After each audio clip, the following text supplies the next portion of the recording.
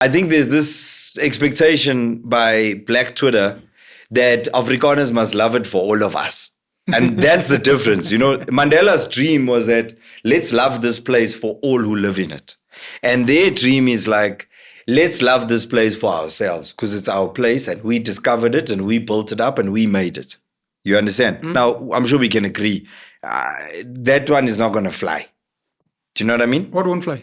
Like the fact that they think is that wrong? It's not that it's wrong. It's that it's like, you didn't like build it alone. Sure. You know what I'm saying? Don't you think I'm a Zulu? Case in point. Sure. Kendrick Lamar's Super Bowl performance, right? The message that sort of came out of it, I was reading this, right? I didn't go deep into his performance. I thought it was balls. The clips that I saw, I thought it was boring, and many Kendrick fans are getting very angry, and we apologize. Of course, we all love Kendrick fans, and that's fine. I also love Kendrick. The performance as a performance was boring.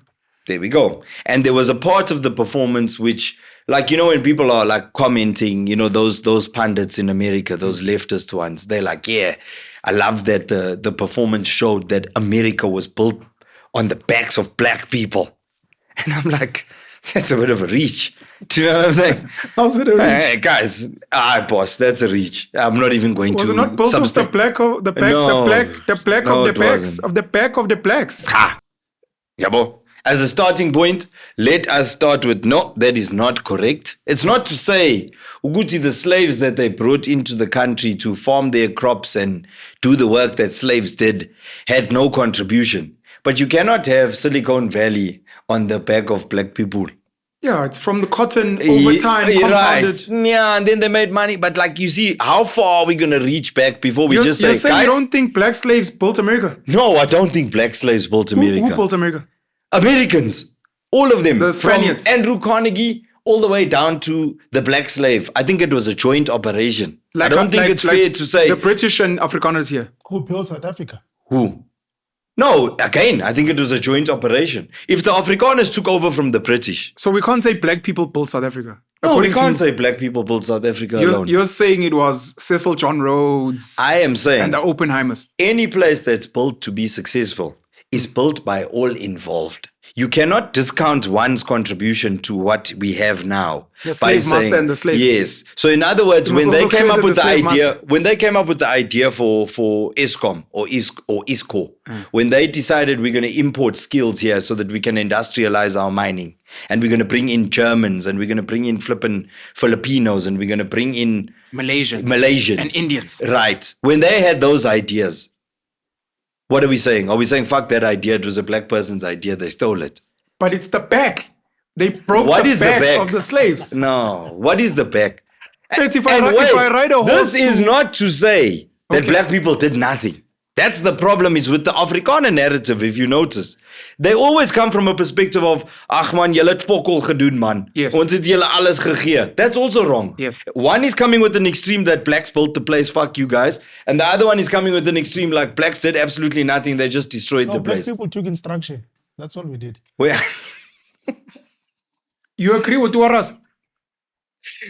Tibucho Kibine. Sorry, I just want to make sure. Kibine. Dibza. You're agreeing with Warras?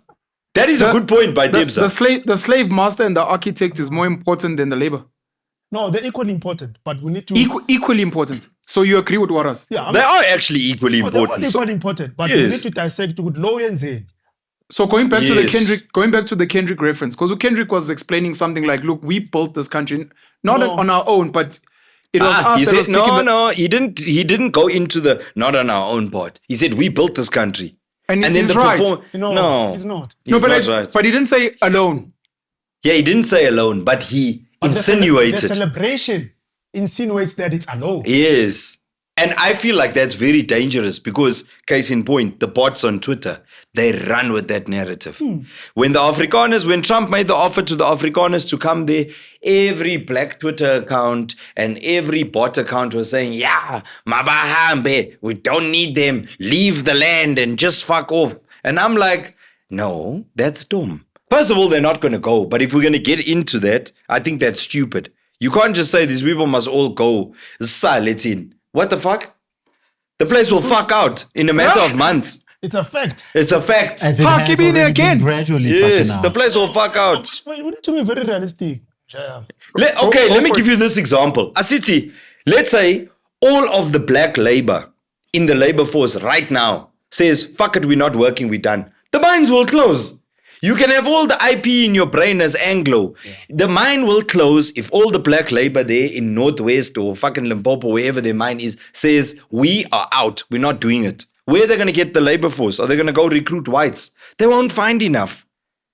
You understand what I'm saying? So it's not to say they are equally important, but they're equally important. You can't do one without the other. And the quicker we realize that, the faster we'll be on the path to actually achieving something. Because we're not achieving anything by coming with an Idi Amin style where he kicked all the Indians out. And he said, the Indians are taking everything. Fuck them. They must go back to India. The place fell apart. Mugabe told the people in Zim, guys, we're taking back the land, go and grab whichever farm you like. You whites, fuck off. Collapse. Till this day, it's collapsed. They were begging white farmers to come back and farm. And it's not because they are white. I think once we also just take the race thing out of it, it's not because they are white. It's because for generation after generation after generation, they have spent the time, effort, and energy learning the skills needed to farm land. You can't just throw those skills away because you went to university and now you also want to farm. So people have been farming for 3-4 generations on that very land. Let's keep them. But let's find a way to work which is equitable. And that's not what we're doing. We're saying, you farmed here for the longest time. Give it to me now, you fuck off. From government's perspective, when they make these announcements, they do so with a political plan in mind. They want to buy people. That's what they do. They fool people and buy them with SASSA grants and promises that are all actually bullshit when you actually get to the practical use of them.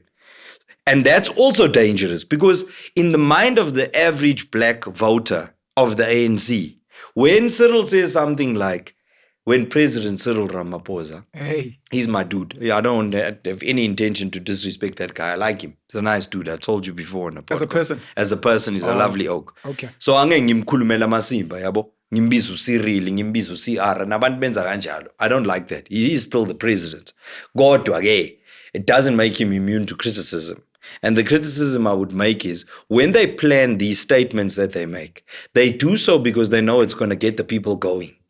But it's irresponsible in that, in the mind of that voter, they are thinking it means everyone uzotoli stand. Me, na I standing up Penwell. Me, na I standing up Debs. Me, Warras, na li plus. That is not. Why is Warras getting a plus in Tinas Tolama stand? I'm woman. No, but what was you? That was intentionally. That hurt. Debs are me, na I plot. Penwell me, Warras, wasn't fun, na li plus. Debs, I want you to touch on two things, man. The first one being, what were the two things? Debs are me, na li plus. Makelwana gasizwe dlom. Me. Warras is alluding to an idea. And I know he's saying it's not race, but I do think it's race because he used Idi Amin as a reference. He used Robert Mugabe as a reference. And these are the threats. Bad policy. These are the threats that white people keep making. Yeah. That if you guys chase us away, it's gonna fuck out. Yeah. Are we now beholden to them because we need them? Number one, which means they can't leave. Mm-hmm. And the other question was going to be, do you believe that black people cannot build on their own in the modern world? In the old world, we had no choice. Of course, there was no one here. Are you also of the same belief? Currently, right now, black people, we are not showing capabilities that we can build on our own as a unit. We've got individuals that are doing it. I mean, Dangote is there, the richest black person on earth. He's brilliant. There. We've got a lot of examples, man, you know. But I think collective, we've got an issue of a collective. I think that's where our issue is as black people. And that collective up until now is only useful when you say, Ambanyo she's. Exactly. The collective has got a very violent aspect to it, you know.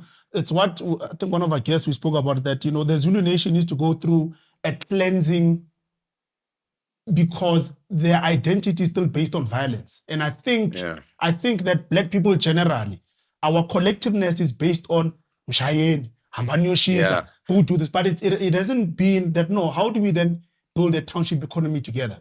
we're still not reformed in that manner. So Without me directly- trying to fuck over Benwell Yeah. in the deal.